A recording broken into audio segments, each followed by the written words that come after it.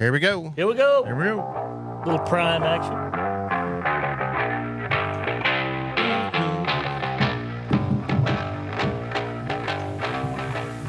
Hi, welcome back to the Hot Rod Lounge. My name is Travis Hall.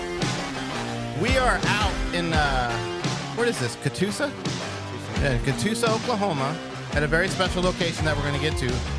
But right now, I want you to know we're brought to you by Scotch Media Group and sponsored by Riverside Port of Tulsa, where Riverside is always by your side. Randy Pierce, how are you today? I know we have a special guest, but I'll let you introduce him just here in a few minutes. How are you, buddy? All right. So, I don't think there's ever been an intro that I've ever done correct. Well, imagine what's going to happen when we do this live. Yeah. I have been looking at equipment to do live. Yeah. Because we do need special equipment. What we have is not going to work. Earl, have you noticed every time we talk to Travis about doing something different, it starts with, I've been looking at equipment. Well, it takes equipment that we don't have. I mean... And money. And money. Well, yeah. Equipment and money. We need sponsors. We need sponsors. Sponsor us, please. That's a whole other subject in the world of racing, isn't it? Just sponsors. Sponsorship. Oh, my gosh. So have you done anything crazy in the last 2 weeks since? Well, I see you about every other day, but no, it's been crazy as far as my own personal work goes. It's been a little bit nuts, but a lot of the big stuff that I've been working on is over with, so I can start refocusing back on things that I like to do. And You'll notice at the table we're missing Steve McQueen Hahn. We got a text from him. Evidently, he got bit by a tick or a spider. Yuck. If you don't know, Steve's got this dog. It's a Belgian Malinois, and he has to run this thing 2 or 3 miles a day. Like, literally has to. Has to. Right. And he likes to run in the woods, and evidently he got ticked. It happens. Hopefully it's not that one that's going around where it makes you allergic to meat. Can you imagine that? You get a bug, you go to the doctor, and you can't eat meat. Not me. What would I eat? Chicken. I don't know. Cow. I'm not even sure they can eat. There's certain meats they can eat, but I'm not really sure. I know somebody else that has that. Right. And they actually can't eat red meat. Right. That's exactly what. But they can go to Brothers Hooligan and get chicken strips and fries. Oh. All right. And gravy. And I've heard it doesn't last. It can last a short period of time, or it can last a really long time. I've heard it can last forever. Oh. So before we get to the special guest, let's talk to Prince Earl. Prince Earl's always with us. For those that don't know, Prince Earl has a race team, okay? I'm on a race team. He's on a race team. He drives the truck. He cooks the food. What else do you do? The gopher. Go for this, go for that. Yeah. Find the hydraulic shop. Find this fitting. Yeah, fix that car. And wire connectors. And it's an alcohol-burning funny car, right? Yep. Belongs to Shane Lawson. I know some... I got a lot of buddies that are alcohol-burning. That's consumption you're talking about. Oh, okay. Shane Lawson, that's a pretty big name. That is a big name. It is a big name. I've heard that name. His dad raced out here, and okay. He's a good driver. But tell us what happened in Albuquerque. Well, we run in a series called Funny Car Chaos. And it's a Mustang. It is a blown alcohol Mustang, and it's really, really good. Running good this year. We went to Albuquerque. The series runs 8 races, different tracks. We ran at Albuquerque, and that was a crazy weather deal. You know, we got 3 inches of rain in an hour. That doesn't happen in Albuquerque. But we had about an inch left before it came in the hauler. Big stacker trailer. That's not cool. We lost one round of qualifying, and then we qualified well and ran well, and we won the A feature. Wow. And nice. You all would know it as A feature. It's the A field. Right. But we won. It was a nice win, and came home last night, got home about 10:30. So 5 days on the road, and I'm still double tired. Did anybody that runs on a series and anything, even the person that comes just to watch your relative, you're wore out when you get home. Oh, yeah. So did I see it was 8th mile? Yeah, they're 8th mile. 208 miles an hour. 208. New track record for Albuquerque. 5,100 something feet above sea level. Hard to run out there. 3.1 seconds. Is that what I saw? He ran a 385. Wow. That's booking it. That's getting it. Yeah. Young people racing. I'm not sure I want to strap myself to anything that goes quite that fast. Not me. Is it a combination of just the engine working well with, the mechanics of it? I mean, what changes all the time when you're running? The track, the surface, and that's in most motorsports. The track, the surface, the humidity level, the amount of moisture in the air, how you're going to talk about in a minute, but it's not only in the air for the engine consumption and your compression, but also on the surface of the track. Right. Whereas your grip, in this case, where it's asphalt, it can be too hot, or in some cases, early in the spring, it's too cold. No traction. When you win a race like that, though, it's more than just it's knowing the combinations Yes. and filling that out and About 20 tuning things. it exactly the way it needs to be in order to win that race, right? I mean, Tuned with a laptop. Yeah. right. Not listening in a screwdriver. Right.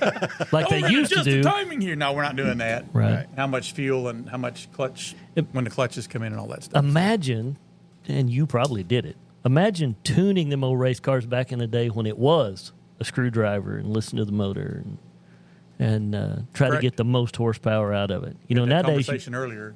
nowadays you plug the laptop in and you can see everything that happens. Well, I know you say that, but it has become.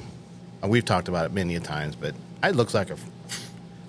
It's high tech. Yeah, it looks like a Including computer where station. including where we are today. Right. Because I know these guys and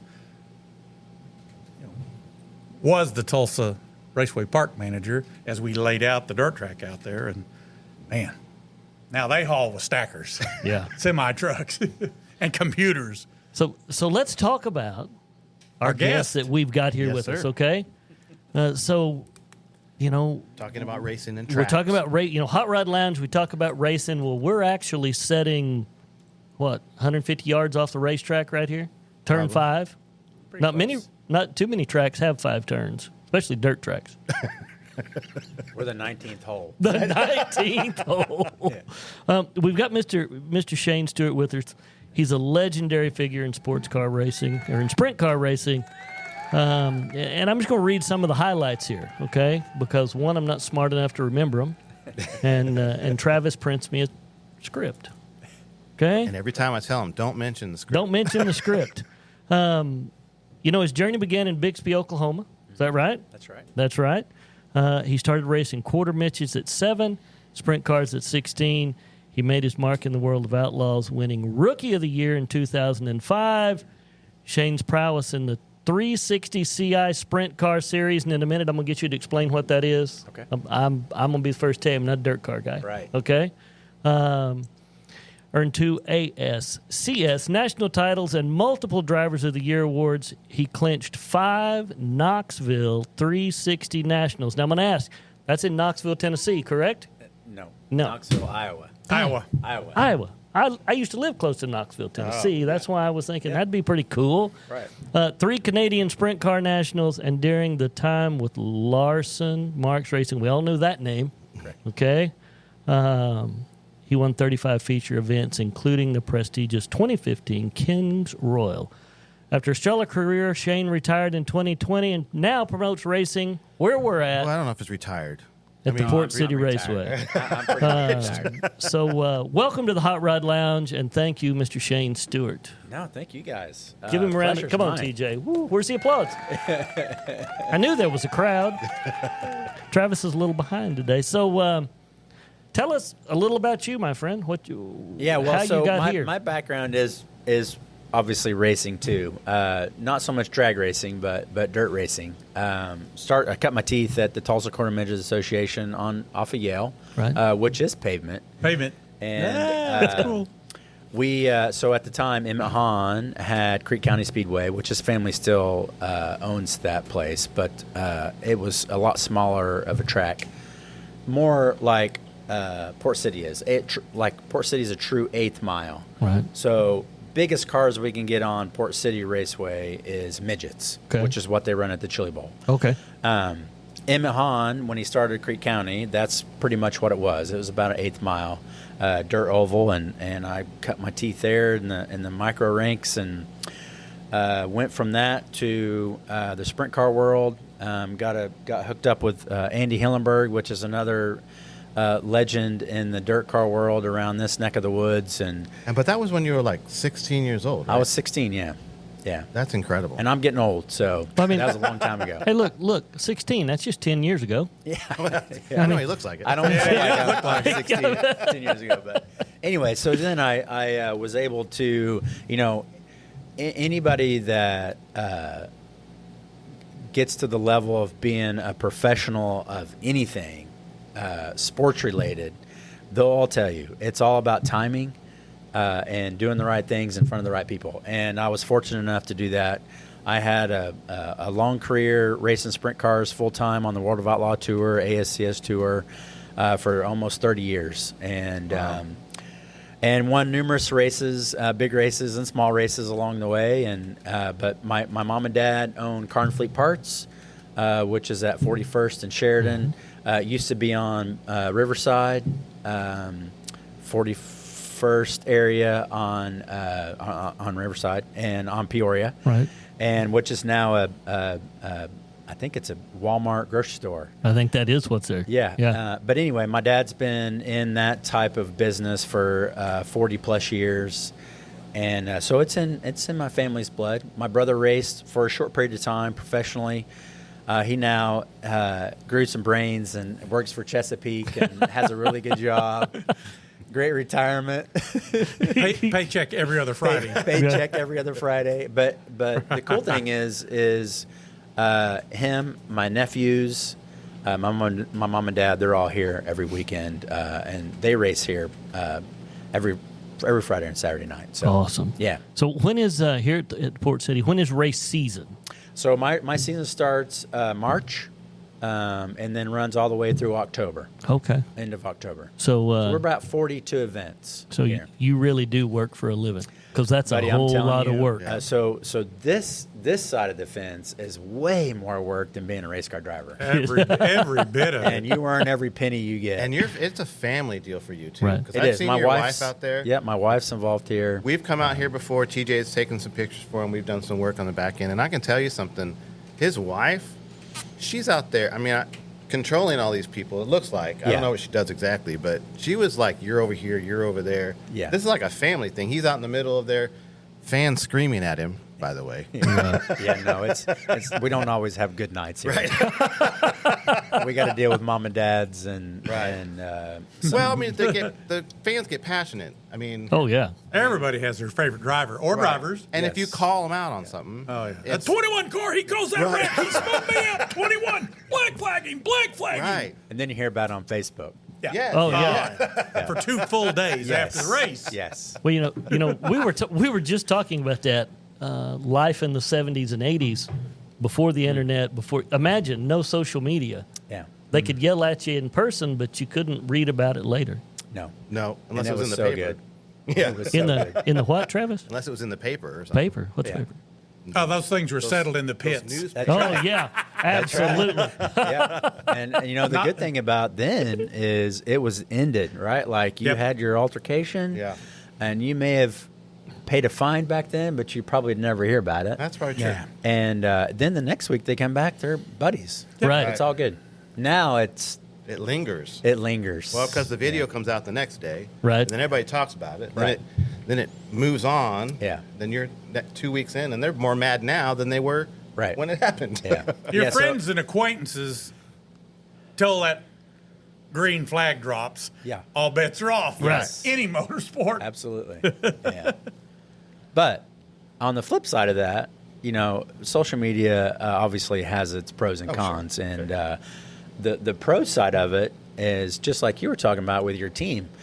You know, before you would have to read that in the paper, but now it gets out to the public instantly, and it's great for sponsorship. And we've obviously utilized that here at Port City, and with Rod Hurley and all them guys at Hurley RV, and we have numerous sponsors that help us on a weekly basis. But you know, the social media side on that platform has been a lot easier to get people to help you than it was before. But I was fortunate to grow up racing where there was not social media, and I feel bad for the the kids these days, because I have parents call me all the time. It's like, what do I need to do to help my kid get to the next level? And I'm like, well, unfortunately, now it's all based off numbers on social media. Right. How many people follow your Facebook page? How many people follow your YouTube page? And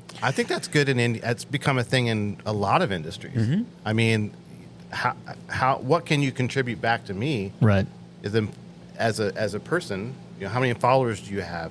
What's your influencers? I mean, it's the crazy. ROI. Yeah. The ROI is so based on numbers. Social media. Absolutely. Everything. 100%. But I mean, it does help you though too. I mean, we kind of alluded. I mean, you get more exposure when things are going right, and if you do it correctly, and you get the number of people watching, and you can get the publicity out there, and take the little hits as you can, right? And you just keep chugging along, and eventually you'll get more people than you probably would have, right, back in the day. Because this store here, you'd had to know this racetrack, right?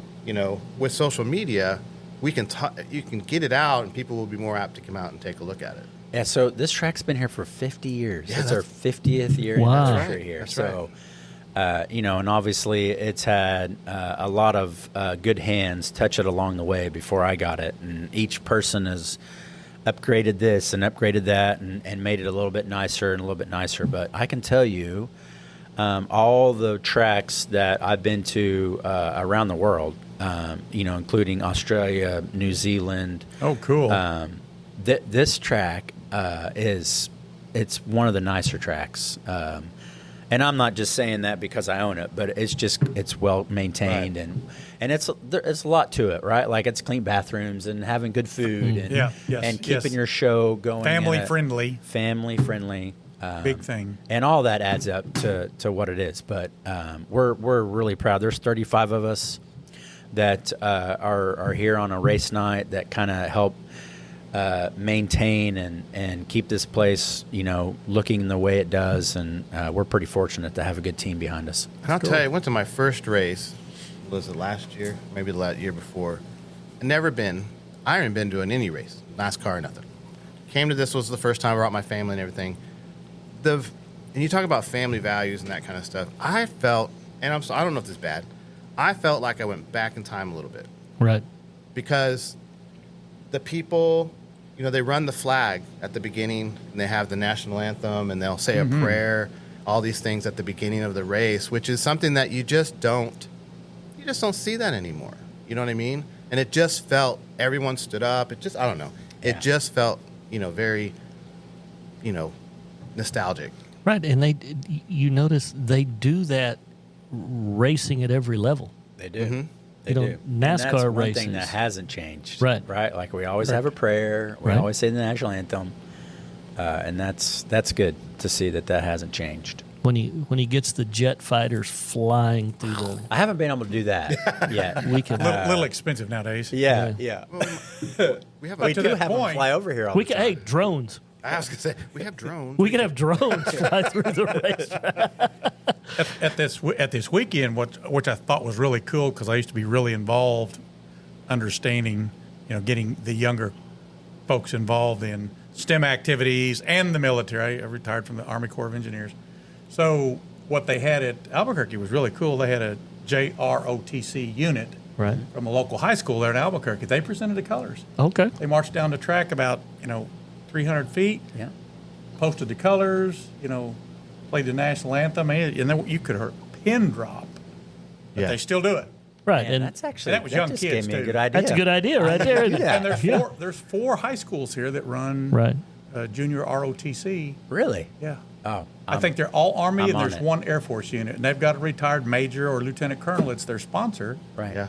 Have them come out. Yeah, Shane, that'd be great. Absolutely. And it'll stop the crowd from many sidebar conversations. Yeah, when they see those kids doing that. And I mean, it's just like if you were watching the soldiers at Arlington National Cemetery. I mean, they're precision, they're rehearsed, and it'll. I was ROTC. Were you? Senior Master Chief. I was. Nice. Oh, Senior Master Chief. I was a Senior Master Chief. Wow. I was responsible for the whole crew. You didn't go on though. No. The Army with a career. No, I did not. My brother did, and I chose not to. Okay. It was one of those family Master things. Chief. He chose social media and cameras, car sales. Actually, I did. I went to school for this. Cool. The I think it's going okay. I think it's going great. Yeah. You know, It took a while. Hey, it's a work in progress. I understand totally. I'll get back to the script in a second. Yeah, I was gonna say. You talking about that reminds No, me. you guys, we're good. The I love one talking thing, about all this stuff. the one thing that you and boy, I'm gonna get on my soapbox right here. Uh-oh. The one thing you never see a race fan or a race driver do is kneel down during the national anthem. No. Nope. All the football players and basketball players can take a lesson from these people. It's been years. They haven't done that in a while. I think everybody learned their lesson. But Yeah. they did. Yeah, they did. That's Okay. right. And There were some track owners or general managers that just before you're asked to rise and take you off your hat, that would say, if you are not willing to, I will gladly refund your money and escort you to the front gate. Yep. Yeah. I've heard it many times on the Right. PA system, which Right. is yes. Yes. I promise you, Rick Hendrick's guys and Roger Penske's guys have never done it. No. Ever. Ever. So let's talk the beginnings. You first started racing, okay? Tell us about the early days of racing quarter midgets and how you made the transition to sprint cars at such a young age. Well, it was all, like I kind of reiterated a little bit earlier, it's all timing, right? Just doing the right things at the right time and being fortunate to – my mom and dad sacrificed a lot for me to get into the sport and to get me to a level. And once I got to that level, my dad was like, listen, this is as far as I can take you. So if you're wanting to do this professionally, it's on you now. Right. And so I hustled, right? Like I made a lot of phone calls and begged a few times and slept on couches and, a lot of other people had the same story that I have, but it was a lot of sacrifice, a lot of guts, a lot of phone calls back to mom and dad thinking, what in the heck am I doing? I don't know what I'm doing. I'm coming home. No, you're not. You're staying out and you're gonna stick this through. And but I've had a great family background when it comes to racing, and I still do. But the quarter midget series where I started, and it's still growing strong right now, but we had what we called a Region 6 series, and we went from Oklahoma to Kansas to Texas, and that little series taught us how to race, and taught at a young age. The mom and dads always knew where the kids were because we were traveling every weekend racing somewhere. And if we weren't racing out of town, we were at Tulsa, right, the quarter midget racing. And you still see that to this day.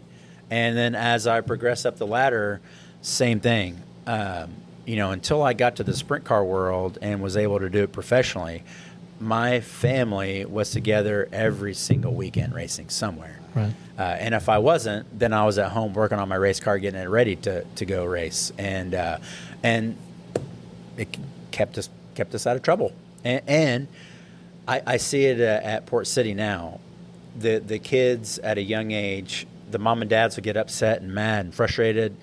The kids bump and bang, get out of the car, and then they go play football with each other, right? So it's just a great core of kids that are raised by good parents, hardworking parents that dedicate their life to trying to do the right things with their kids. And so I'm telling you, some of the parents that come here and race on a weekly basis, they literally scrape pennies together for their kids to come and race here. And that's the best part for me is watching those kids play together, and they're with each other every weekend.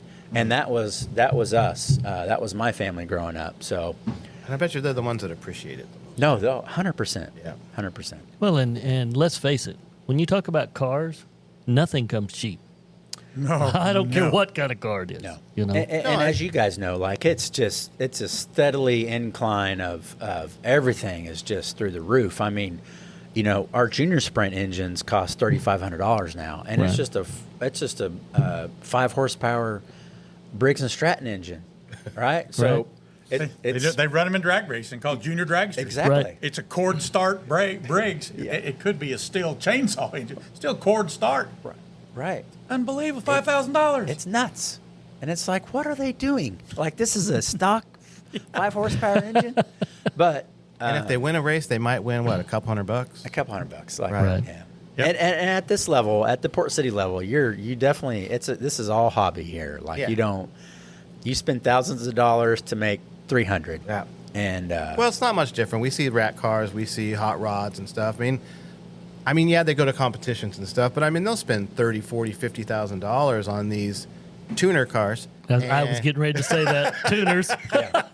But I mean, it's just a hobby. Right. I mean, Right. it's not for anything other than them. It can be bowling. It can be bass fishing. Yeah. Yeah. You I know, mean, it can fishing, be- forget it. Oh, it's- Oh, yeah. that gets crazy Yeah. expensive. $185,000 boat. Yes. And no motor. yeah, Yeah. my little guy, he just got into coach pitch, right? Yeah. So we had a t-ball bat.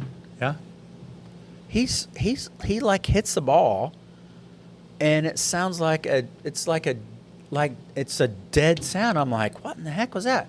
So we get back into the dugout, and I'm looking at his bat, and it's got a big dent in it.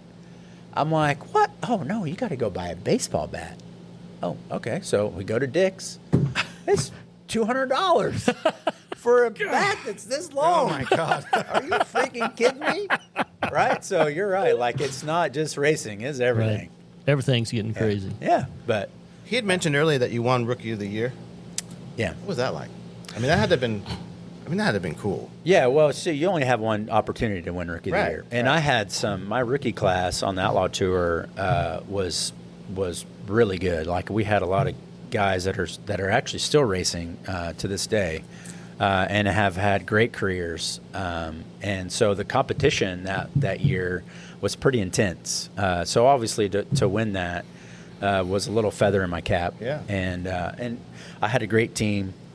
The team I was racing for at the time was based out of Washington State, and Kevin Rudine he owns a racetrack out there in Washington now called Skagit Speedway. It's one of the premier facilities that you can go to with a sprint car, and he's a successful business guy. But we've remained really good friends, and he's actually my partner here at the racetrack. So, Oh, okay. And that's one of the things too, is I always tell kids and parents, like, no matter what happens, you don't sever ties. Right. Because if you get booted out of a team, because it's going to happen, or if you get fired, or if something bad happens, just make sure you maintain that good sanity when you leave, because you never know when it's going to come back full circle. To have those people come back into your life, and I've had several business partners in some of my other businesses that I've done, and they've all been past car owners. So that's one thing that I always try to maintain when I left a team, is to Never burn a bridge. Never burn a bridge. Yep. Yeah. So, but that Rookie of the Year deal was really special for me. Like I said, you only get to do it one time, and Right. once you run the full series, you can't ever go back and try to run for the Rookie of the Year deal. So I was fortunate to be able to win it.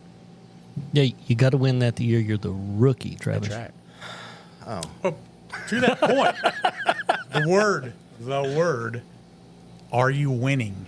Are you in that top 5? Are you in the top 10? Right. That has to happen to go much farther than, as you call it, hobby family racing out here on Saturday night at 7 p.m. Yeah, Then you get noticed, that's right. as you did. Right. Yeah. Well, and I imagine at that point it's when sponsors start happening, right? Is when people start helping you buy your car, pay for the engines, and that kind of thing for the exposure. Right. I mean, yeah, and then it turns into representing those people, right? Oh, Like yes. knowing how to say the right things, Right. and knowing how to get up in front of a crowd and talk, and not say and right, and not sound like an idiot, Right. Because all that matters when you get to a certain point. And like we talked about earlier with social media, the now it's even more important to do it when you're 10. Yeah. Correct. So yeah, I mean, it's one of the things that I've really wanted to do here at Port City is get a school, and I haven't been able to put all my pieces together yet. But get a school, and part of that school is teaching the kids how to talk, like get when you're being interviewed after a race, not say the F word and that guy cut me off, and it's not that. It's right. taking the good with the bad, speaking well for your sponsors, whether that's your mom and dad or somebody else, and you'd be amazed at how many people actually see that. And a great example of that going on right now, and it's not in this industry, but Caitlin Clark. Oh yeah, the women's basketball. She is a great example of that. Yeah. When you talk to her, and I mean, she gets hit on the. I mean, we watched her. She gets elbowed in the face and everything. She comes afterwards. She's been told and taught how to say the right things and not come across as anger or bitter. Now, to the opposite side, I mean, there is that guy or that person who very few can get away with it. Though. Right. Very few. Right. Tony Stewart, Tony Stewart could say and do things in front of the camera that most people couldn't do and get away with it. Right. And there's been others. The Intimidator, right? Like Dale Sr. was one of those guys, and I don't ever remember hearing him cuss or anything, but he was always, that he's going to get it. Yep. And by God, he did. Yeah, that's right. Earnhardt was, wasn't he? I mean, he was he was. He was. I'm like him. I don't ever remember Earnhardt standing in front of the camera with a mouthful of filth and foul. No, okay. But it was stern. He did X, and there's next week, and there will be payback, and there always was. But on the opposite side of that, you knew if you pushed Earnhardt out of the way into the wall, come next week, somewhere, it might not be next week, but you were going to look up in your rearview mirror, and he was going to be right there. Right. Speaking of NASCAR, it says that you were mentored by Andy Hillenburg? Yeah, so there's actually probably two Andy Hillenburgs in this world. Okay. So there's a Indy Andy Hillenburg, and then an Oklahoma Andy Hillenburg. Okay. So Oklahoma Andy Hillenburg was all dirt. He didn't race any pavement. Okay. But there's an Andy Hillenburg that's actually I'm not really sure where he's at now, but I think he's still associated with a NASCAR group or team. Yeah. And both had great careers. But the Oklahoma Andy had a lot of influence on getting me to where I was. Oh, okay. Yeah. And you'll have to excuse us. We're Lamar, Hallett, asphalt guys. I've actually raced at Hallett. I raced. My buddy had a Formula V. That I raced out there, and that was going from an oval track to that. That was a huge eye opener for me. And here I am thinking I'm hauling the mail, and then these guys go ripping by me. But that was one of the things that I really appreciated still to this day, is being able to go out there and race and learning to turn right.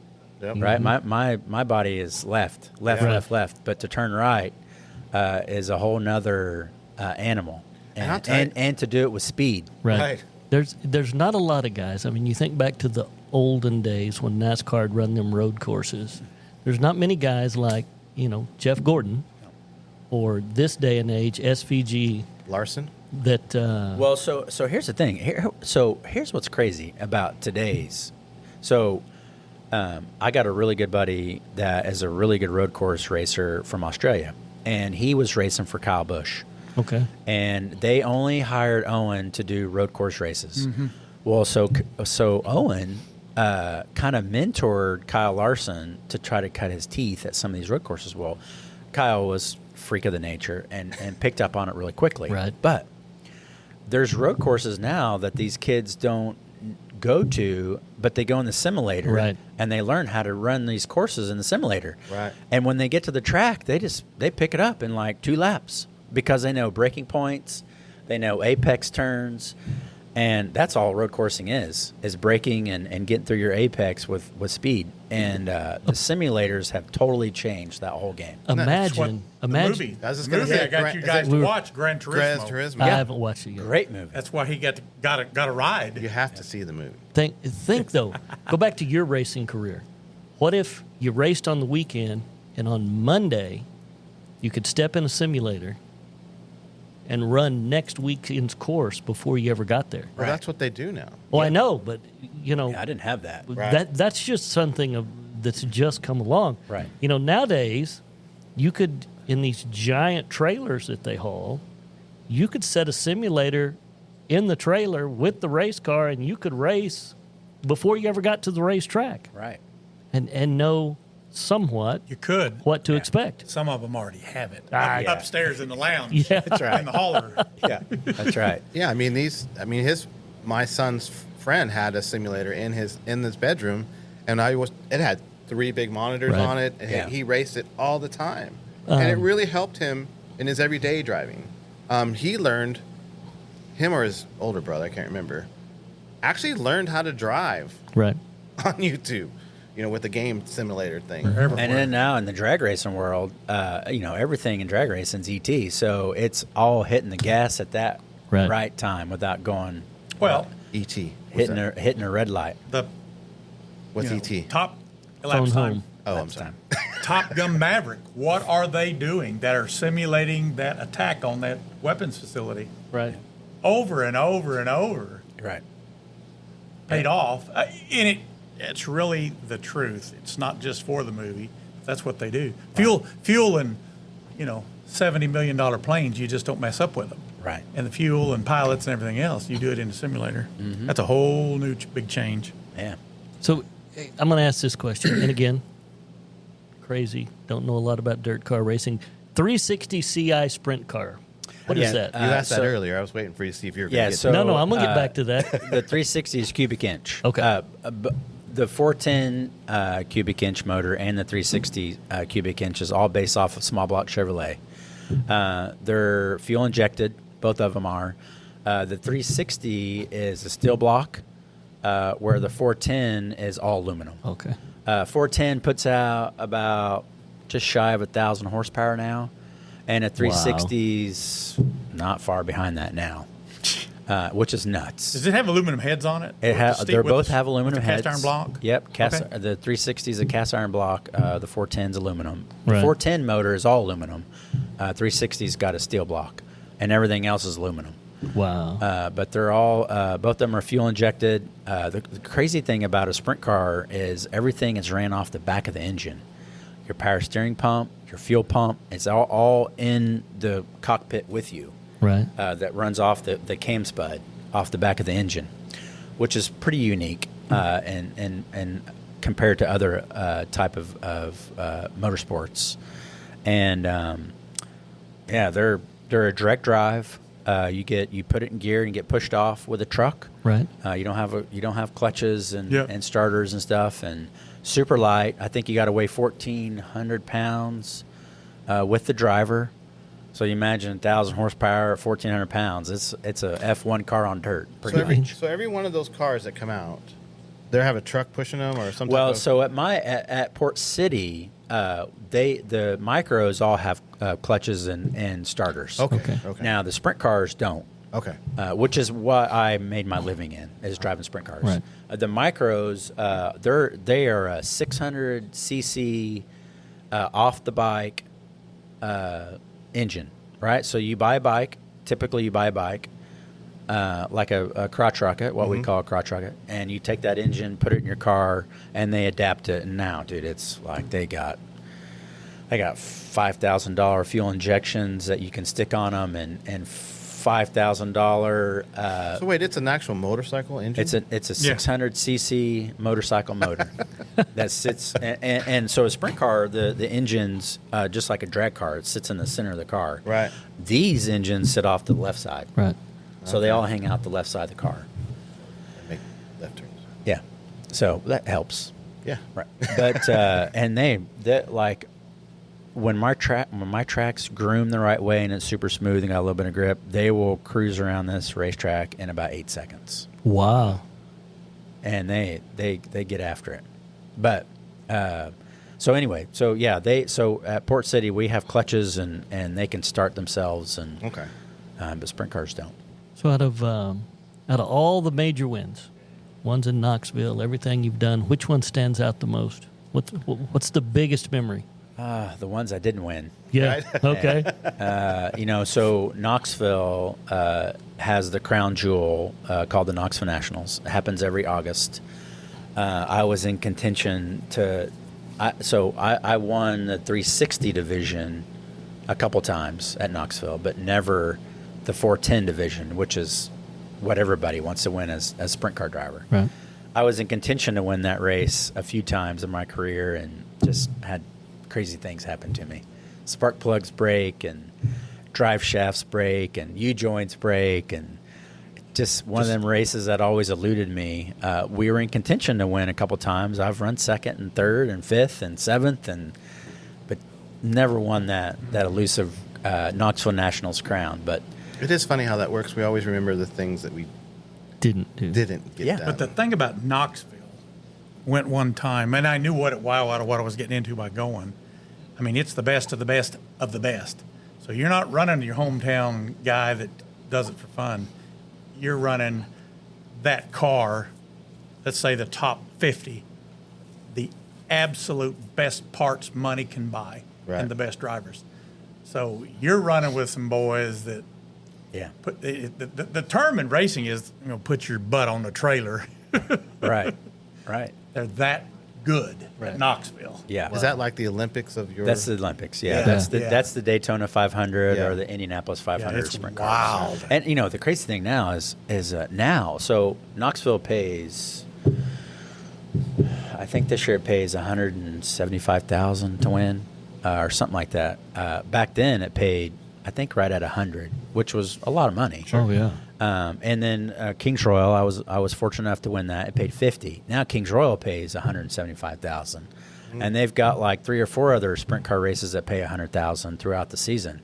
And so that's one thing that's really evolved in the sprint car world, is that these people are putting these big purses up, and I'm kind of upset I retired too soon.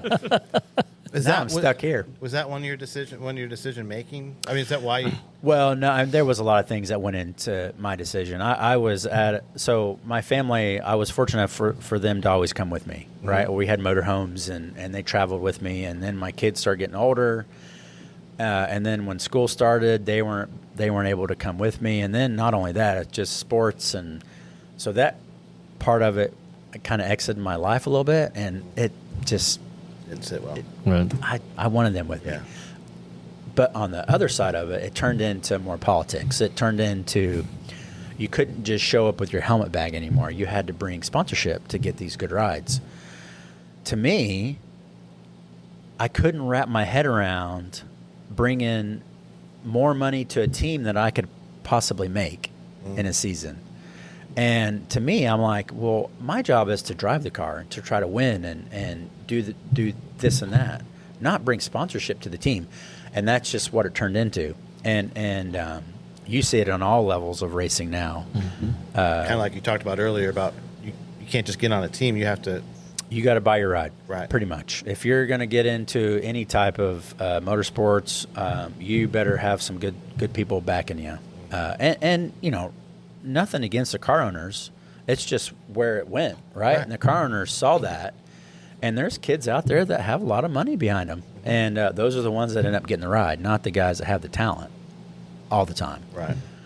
So it would just, everything kind of happened all at once. And then I knew the couple that owned this racetrack, and word of mouth. And I lived in Indianapolis for almost 15 years. Grew up here, moved to Indy to race. My family was obviously still back here, and it was a great way for me to still be involved with the racing and move back home. So now my kids get to hang out with their cousins and my mom and dad and my nephews and my brother. They're all here every weekend racing. So it worked out okay. There's a cool image when I pulled up here. It's just, I don't know. Your kids obviously play with trucks. Yeah, I saw those. And then as you're right outside the big track there, there's got the building there, and you just see the little car truck sitting there. Yeah. And I don't know, it just like. That's my little guy. Right. Yeah. But this is a family place. So I mean, it was really neat. So do do your kids race? No, so they're still young.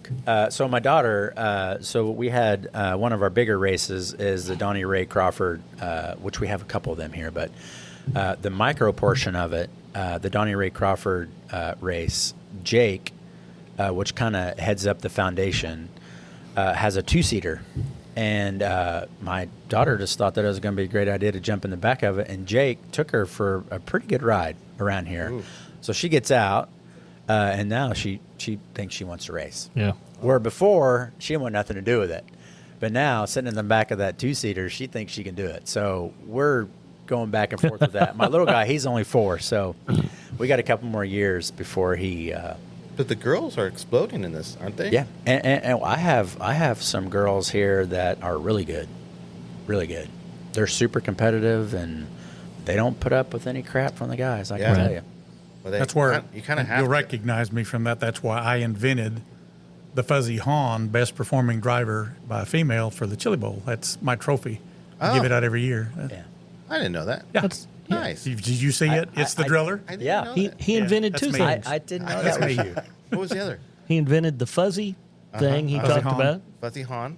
and the top 10. Yeah, Oh, that's right. The top 10 at my Ford event. He, I missed the top 10 this year. Yeah, we're gotta gonna come back. we'll have it. We'll bring it back We'll have to next make sure we year. invite him to the Yeah. national. Yeah, I'd love show to. meet, absolutely. I would love to come. Let's Larson Marks Racing. Tell us about your time racing there. How cool was that? Yeah, so Kyle is obviously way younger than I am, and I grew up kind of watching Kyle. He cut his teeth at Chico, California, and I think he would have been 14, maybe 15 when I first saw him in a sprint car, and he was a freak back then too, Right. like he is today. And he just has a knack to pick up any type of driving style that he needs to pick up in a short period of time. It And, seems like it. He's like Oh. everywhere. He's not even right. Watch He him in makes me mad. Watch him in that NASCAR. He's amazing. But I mean, just look what he did at Indy. Yeah. I mean, so I've obviously remained really good friends with Kyle. But anyway, so at the time, Kyle progressed up the ladder pretty quickly, got himself into NASCAR.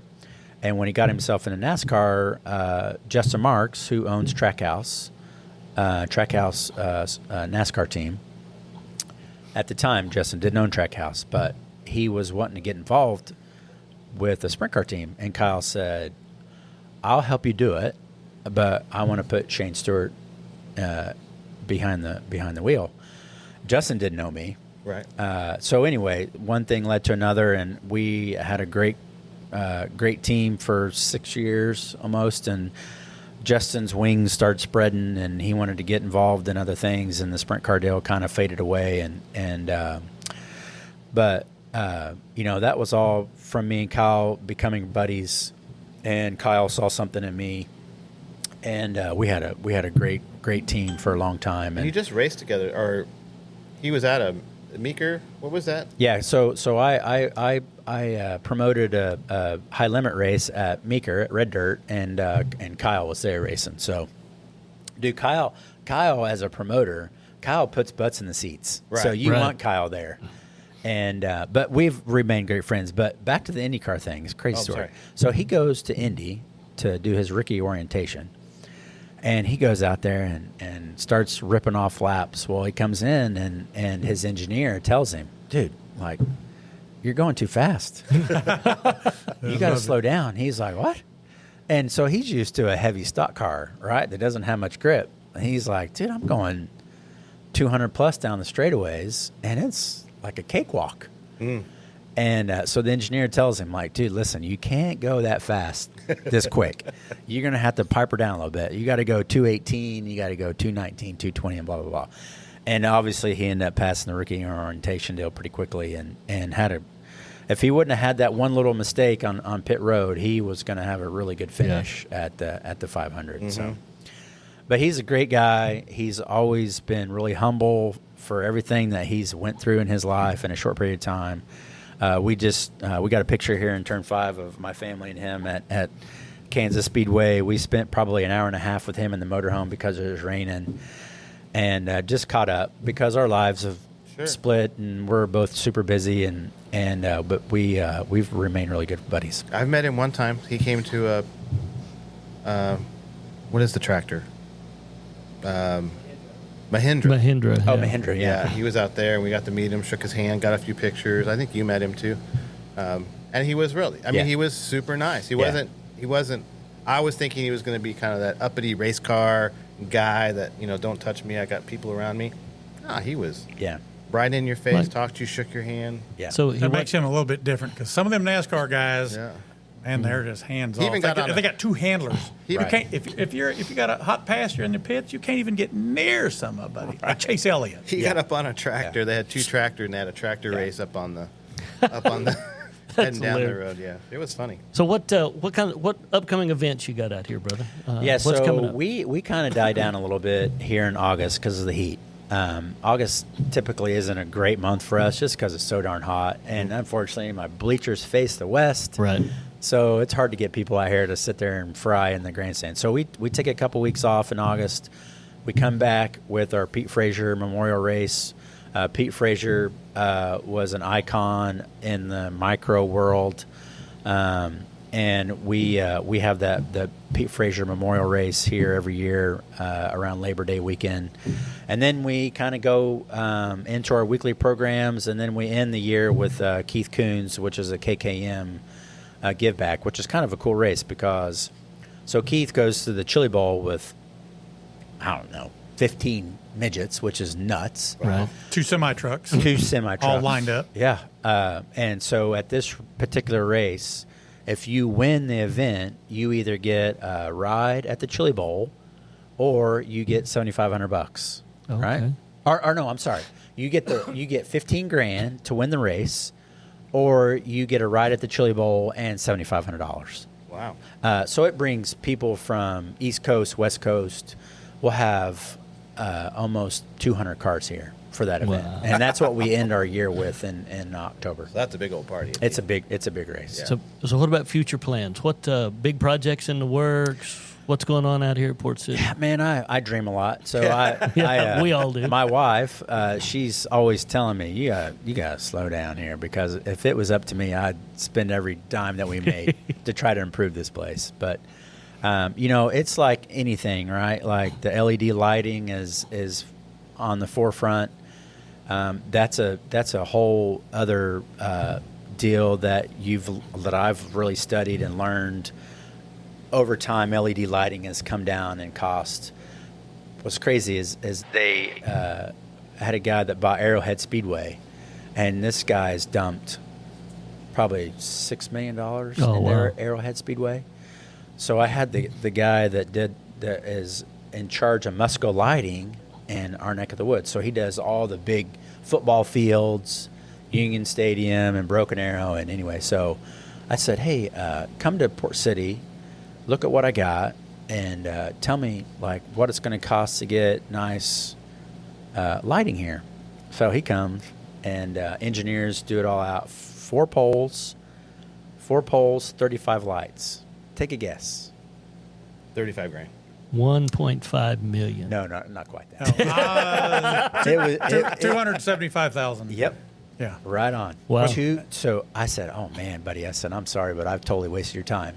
Arrowhead spent $1 million on just lighting at that place. So then I dove down into that world, and there's a big world to it, because when we would do streaming, you have to have flicker-free lighting, because if you don't, it pulsates. Yep. And dude, when you get into the flicker-free lighting, right? Yeah, lighting. It skyrockets the cost of your light. So anyway, but that's one thing we're going to end up doing here. Digital board.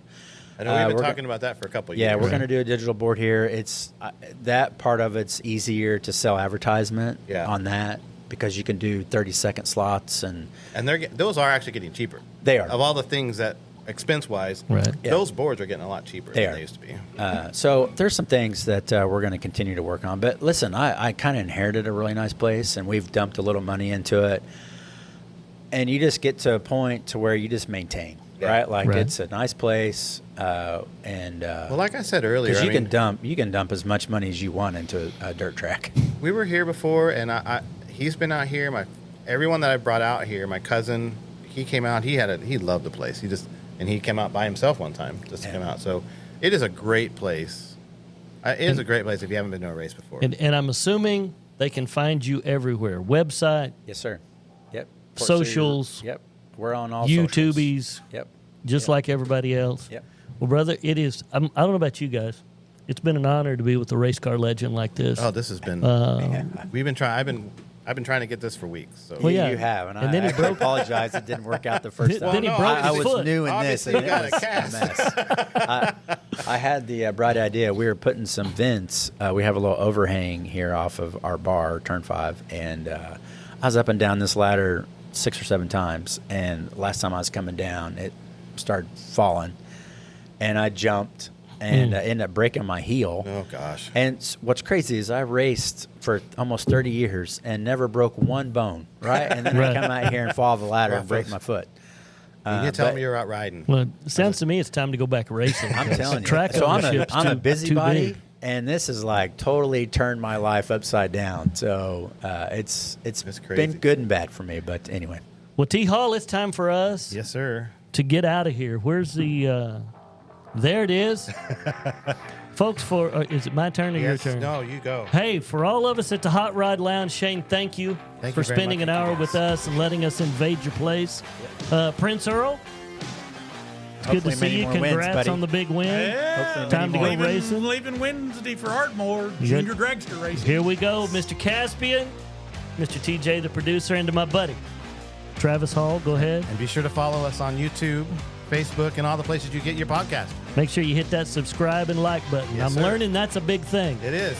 I'm Randy Pierce, and I'll see you down the road.